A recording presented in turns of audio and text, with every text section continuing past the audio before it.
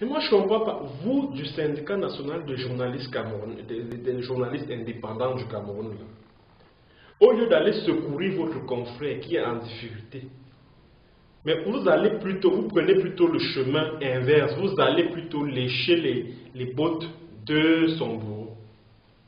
Est-ce que c'est ce que la déontologie journalistique recommande? La déontologie journalistique recommande que tu viennes en aide à ton confrère, quel que soit ce qu'il a fait.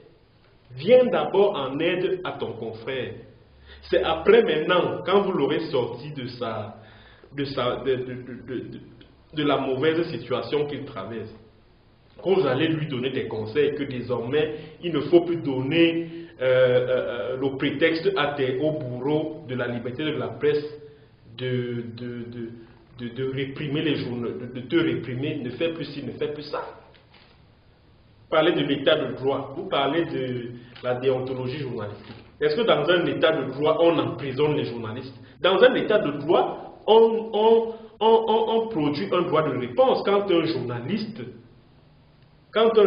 et les journalistes comparaissent libres, puisqu'ils ont des rédactions qu'on peut facilement retrouver quelque part, qu'on peut localiser. On n'emprisonne pas les journalistes. Moi, je l'ai toujours dit. C'est pour ça que dans beaucoup de pays dans le monde, on parle de dépénalisation des délits de presse. Et moi, je milite pour qu'on dépénalise les délits de presse. Je suis absolument contre que des journalistes, soit pour un oui ou pour un non, balancés comme ça, en détention provisoire, juste parce qu'il y a Mvondo Ayolo, directeur du cabinet civil, qui est ceci, qui est cela. Juste parce que Mvondo Ayolo a des relations d'amitié ou de petites amitiés avec Khalif Beyala, alors il peut utiliser Khalif Beyala pour jeter Paul Chouta en prison. Non. Vous, les syndicats des journalistes au Cameroun, là, vous devez vous mettre vent debout pour dénoncer ce genre de choses. Mais vous êtes là, vous êtes silencieux. Vous êtes là, vous êtes silencieux, vous ne faites rien. Vous passez votre temps à cirer les pompes à ceux-là qui embrigadent les journalistes, à ceux-là qui piétinent la liberté de presse au Cameroun. Franchement, c'est ridicule, c'est honteux. C'est honteux. Ça veut donc dire qu'un journaliste au Cameroun, qu'il sorte de l'ESTIC, qu'il sorte de l'ISTAG qui est, je crois, sur la route de l'Omnisport, là, ou alors de l'Institut Scientou, s'il a vraiment besoin d'être un journaliste qui ose titiller les dirigeants, qui questionne leur gouvernance, etc. Donc, s'il lui arrive un problème, il ne pourra pas compter sur vous alors. Il ne pourra pas compter sur vous. Vous faites des salamalek à Mvondo Ayolo qui vient de jeter votre confrère en prison juste parce que vous espérez que non, il va prendre 100 millions, 200 millions, il vous donne. Vous parlez de déontologie. Alors que je me souviens, après le grand dialogue, le fameux grand dialogue national qui s'est tenu récemment là, j'ai vu certains journalistes se réunir pour adresser les motions de soutien à Paul Biya pour avoir organisé le grand dialogue national. Dites-moi, est-ce que la déontologie prescrit ce genre, ce type de démarche, des motions de soutien à adresser à Paul Biya, etc., etc. C'est vous qui parlez de déontologie dans votre synergique là. Et c'est la même chose que Paul Chouta a vécu. Paul Chouta est en prison. Il n'y a que le comité to protect journalistes et Reporters sans frontières qui a haussé le ton par rapport à sa situation. Or, les synergiques sont là. Même le SNJC, le Syndicat national des journalistes du Cameroun, personne n'a entrepris quoi que ce soit pour sortir Paul Chouta de prison. Personne. Celui de Denis Puebola, il dit qu'il est président national du SNJC. Le jour où Paul Chouta allait, on lui signifiait qu'il est placé en détention provisoire le 11 juin. Là. Il écrit sur sa page Facebook oui, le syndicat est soucieux des règles du respect, des règles de l'éthique et de la déontologie journalistique. Oh, que le syndicat n'est pas la Croix-Rouge. Oh, ceci, oh, cela. Il écrit ça sur sa page Facebook. La publication là est encore là. Sur sa page Facebook, le 11 juin, vous pouvez aller. Elle est toujours là. S'il n'a pas effacé, elle est là. Vous voyez. Donc pour vous, le journaliste, ce n'est que celui qui parle à la radio, qui fait des sujets à la télévision, qui écrit dans la presse écrite et puis point barre. C'est ça, non? Donc pour vous, on ne peut pas faire le journalisme en écrivant des articles sur Facebook. Pourtant, c'est le média de l'heure. Parce que Paul Chouta fait des alertes, il informe les gens, il collecte des informations, Paul Chouta. Il les collecte, il les traite, il les diffuse quelque part. Alors on ne peut pas lui dénier la qualité de journaliste. Aussi simple que ça. On ne peut pas lui dénier la qualité de journaliste. On ne peut pas la lui dénier. Ce n'est pas possible. Et j'ai même appris que, avant même qu'il n'aille en prison, Paul Chouta voulait intégrer le SNJC, Syndicat national des journalistes du Cameroun. Monsieur Eba Thierry, qui représente le SNJC dans la région du centre, lui dit que non, il doit changer, il doit se conformer aux règles d'éthique et de la déontologie. Depuis quand même le syndicat est devenu le gardien du respect des règles éthiques et déontologiques d'une profession. Le syndicat est là pour défendre les intérêts de la corporation contre ceux qui la menacent. Elle n'est pas là pour dire que non, celui-là ne respecte pas la déontologie. Non, s'il faut commencer à le faire, on ira jusqu'où? Qui respecte même la déontologie au Cameroun? Parmi les journalistes qui sont dans le SNJC là, il y a des journalistes là-dedans. C'est Atanganji, Paul Atanganji qui est le rédacteur en chef. C'est-à-dire que Atanganji, quand il veut faire sa com, il écrit un article là, il choisit même la titre, il choisit même l'illustration, c'est-à-dire la photo qu'on met soit à la une, soit pour illustrer l'article à l'intérieur. Je sais même lui qui choisit le nombre de signes. Maintenant, quand il finit de remettre 100 000, 200 000 à ses amis qui sont dans la presse là, et tout, allez, ils viennent publier. Et parmi ceux qui se livrent à cet exercice-là, se trouvent les membres de ce SNJC-là. Ils sont nombreux là, qui vont prendre l'argent chez Atanganji pour publier des choses contre les indépendantistes anglophones, contre ci, contre ça. Et le SNJC ne dit rien. Maintenant, quand un confrère se retrouve en difficulté, on dit que oui, il ne respectait pas les règles de l'éthique et de la déontologie. Quand Atanganji s'érige en super rédacteur en chef comme ça, il prend les articles, il envoie à tel et il publie contre 100 000, 200, 300 000. Où est la déontologie là-dedans? Et il y a plein de journalistes qui bénéficient de cet argent-là, qui sont dans le SNJC. Et vous ne dites rien par rapport à ce qu'ils font, vous ne dites rien. Maintenant, quand Paul Chouta, qui a quand même révélé un certain nombre de pratiques, notamment au niveau de l'hôpital central, où l'hôpital central décide de séquestrer des jeunes filles. On séquestre des jeunes filles parce qu'elles n'ont pas pu payer les frais d'hôpitaux après l'accouchement. Paul Chouta part, il révèle l'affaire, ça fait le buzz, France 24, ça parle même du sujet, etc. Ce n'est pas du journalisme qu'il fait. Quand il a révélé l'affaire du jeune Ibrahim Bello, ce n'est pas du journalisme ça. Mais malgré tout, vous estimez, quand il veut intégrer le SNJC, vous dites que non, vraiment, il faut qu'il change un peu sa façon de faire le journalisme, patati patata. Adalbert Yolo, dont je parlais, je ne sais même pas, moi je n'ai pas suivi le SNJC se mobiliser autour de son cas. Peut-être je peux me tromper, mais moi je n'ai pas encore suivi le SNJC entreprendre quoi que ce soit concernant Adalbert Yolo. Adalbert Yolo que des magistrats à Douala veulent écraser.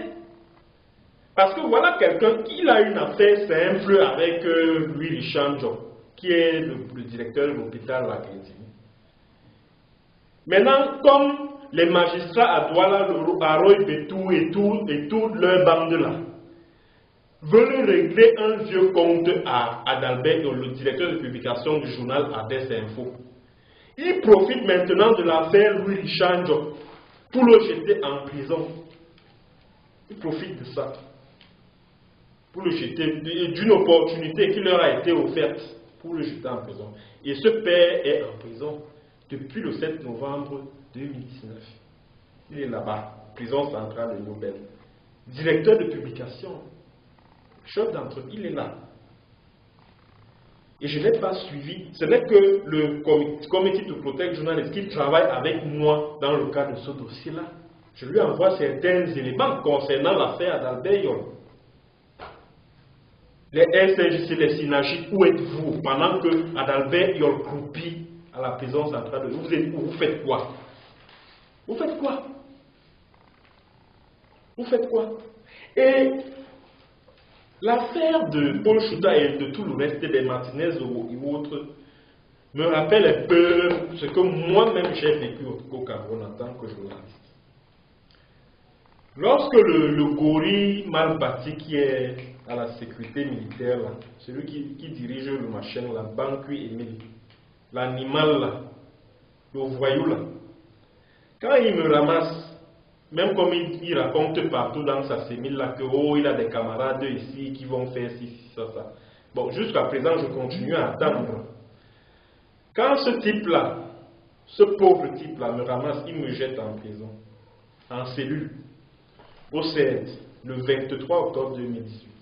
Écoutez, je vais vous écouter parce que mon cas, c'est-à-dire que ce qui m'est arrivé, c'est-à-dire que est la représentation de la faillite du devoir de solidarité confraternelle dans le milieu de la presse au Cameroun. C'est-à-dire que je suis un cas d'école, un cas école, comme on dit. Quand il finit de me jeter au 7, c'est le patron de SNJC, donc dans la représentation du centre, et Thierry qui l'appelle. Alors Bankui se met à lui raconter un tas de mensonges. Oh, il a envoyé 3 voicemails aux sécessionnistes, terroristes. Oh, on l'a convoqué, il n'est pas venu, comme si la sécurité militaire avait qualité pour me convoquer, pour jouer, comme si la sécurité militaire avait compétence en matière de police judiciaire. Oh, ceci, cela, il a dit plein de choses là, des mensonges en plus. Il a dit plein de choses là. Après, et ce qui m'a désagréablement surpris, c'est que, au lieu que Eba Thierry, qui est le représentant du syndicat national des journalistes du Cameroun, dans le centre, vienne me rencontrer le lendemain, le 24 octobre 2018, au CED, pour avoir la version des faits. Qu'est-ce qu'il fait? Sur la base de ce que le voyou lui a raconté, il va sur sa machine, il dit qu'il fait le point de la conversation téléphonique qu'il a eue la veille à 23 h avec le colonel Bankui. Oh, on l'a convoqué, il n'est pas venu. Oh, ceci, ah, machin. Et à la fin, M. Eba Thierry, qu'est-ce qu'il dit?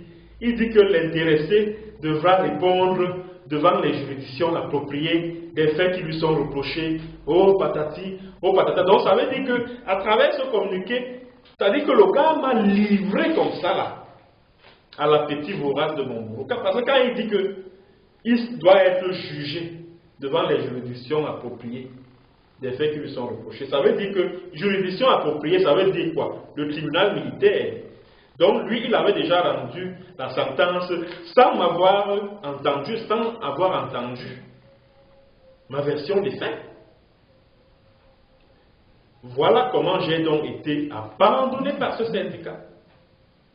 Pendant pratiquement j'ai été kidnappé, j'étais en cellule le 23 octobre 2018. Le syndicat a fini de me jeter à la vindicte populaire en disant que oui, il a fait ceci, on l'a convoqué, il n'est pas venu, et qu'il doit même être jugé devant les juridictions appropriées, patati patata. Il s'est passé du 23 au 8 novembre, ça fait pratiquement 2 semaines. C'est passé 2 semaines.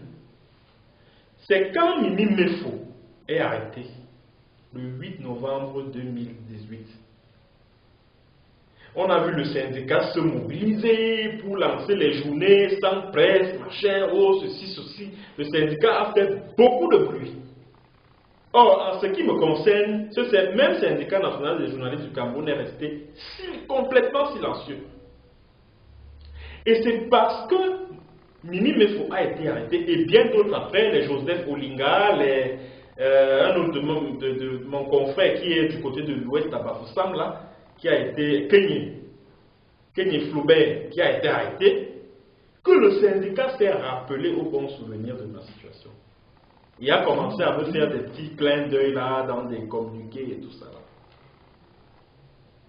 Parfois, je reste comme ça, je me demande que si Mimi Mefo n'avait pas été arrêté, ou alors tous ceux-là qui ont été arrêtés après, et donc ça veut dire que moi j'aurais été abandonné à mon triste sort par les organisations professionnelles de la liberté de presse au Cameroun. Parce que c'est quand j'étais en cellule, qu'une semaine après, c'est le comité de protection des journalistes qui commence à lancer des alertes sur ma situation. Comité de protection des journalistes, AIFEX, mais Reporters sans frontières RST n'a pas fait cas de ma situation. Pourquoi? Parce que certains membres de ce SNJC-là ont dû raconter je ne sais trop quoi aux gens de Reporters sans frontières. C'est pour ça qu'ils ont pris des distances vis-à-vis de ma situation. Je suis arrivé en cellule. Quand j'arrive en prison, le 15 novembre 2018, c'est une semaine après ou 2 semaines, que M. Eba Thierry arrive là, à la prison centrale de Yaoundé-Koneki, avec Elisabeth Benkam, qui est décédée l'année dernière, là, au mois de mai. Mais je crois que c'était au début mois de mai, fin avril 2019. Au lieu même que M. Eba Thierry s'enquiert de mes conditions de détention, au lieu qu'il s'enquiert de mon affaire même, non, il vient me dire oui, le colonel Bancu avait dit que tu es passé aux aveux. Oh, il t'a convoqué. Oh, tu n'es pas venu. Oh, vraiment, il faut que ceux qui te soutiennent là te disent la vérité. Hein. Ah, tu as mal agi. Hein. Ah, c'est cela. Oh, machin truc. C'est tout ce qu'il vient me dire là, à la prison centrale de Koneki. Et il a la chance que, parce que si Elisabeth Benkam n'était pas là, s'il était venu seul, elle lui dit que, ah bon, ton baratin là, pardon, je ne veux même pas entendre. Si c'est pour ça que tu es venu la reprendre et puis tu rentres. Parce que franchement, c'est révoltant. C'est révoltant. Et le syndicat n'a réagi que quand les papiers, c'est-à-dire que les organes de presse qui traitaient de l'affaire Michel Biemton, les sollicitaient pour une réaction. Et ce qui m'a également choqué, c'est que quand c'est le journal, comment on appelle le journal là, Défi Actuel, un journal qui paraît au Cameroun. Défi Actuel a tendu la parole à un membre du syndicat national des journalistes camerounais. D'abord, ce membre-là, il se met sous anonymat parce que vraiment c'est terrible. Comment tu es membre d'un syndicat, ton confrère est dans des difficultés, on te sollicite pour une réaction, tu réagis sous anonymat. Ça veut dire que ce que tu vas dire là ne sera pas bon pour lui. Tu te mets sous anonymat, tu te mets à dire que, oh, vraiment, le cas de Michel Bienton n'est pas défendable. Hein, ce qui fait problème, c'est que cette bande-là, où il demande aux anglophones de résister, oh, patati, oh, patata. Mais c'est un truc que j'ai fait en privé. Ce n'était pas public. Et maintenant, mes bourreaux ont utilisé ça pour me nuire, pour museler, pour porter atteinte à ma liberté d'expression, à ma liberté de presse. C'est pour ça qu'il y a eu d'autres chefs d'accusation, comme apologie de l'association, comme outrage au chef de l'État, comme plein d'autres chefs d'accusation qui sont venus après. Et appel à l'insurrection, machin chouette, ils ont dit quoi? Propagation de fausses nouvelles. Vous n'avez pas vu ça? Vous vous êtes seulement appuyé sur la fameuse bande-là, que j'ai réalisée en privé, et pour laquelle je peux même porter plainte aux voyous de Banqui là, pour violation du secret de la correspondance. Parce que c'est quelque chose que j'ai fait en privé. Vous vous appuyez sur ça, vous faites des témoignages, Défi Actuel vous appelle, vous témoignez sous anonymat. J'ai juste voulu vous présenter ma situation pour vous permettre de comprendre ce que c'est que le devoir de solidarité confraternelle dans le milieu de la presse au Cameroun est en train de foutre le camp. Et on a comme le sentiment que les journalistes qui ont le souci de jouer leur rôle de véritable contre-pouvoir sont persécutés, sont jetés en prison, sont menacés.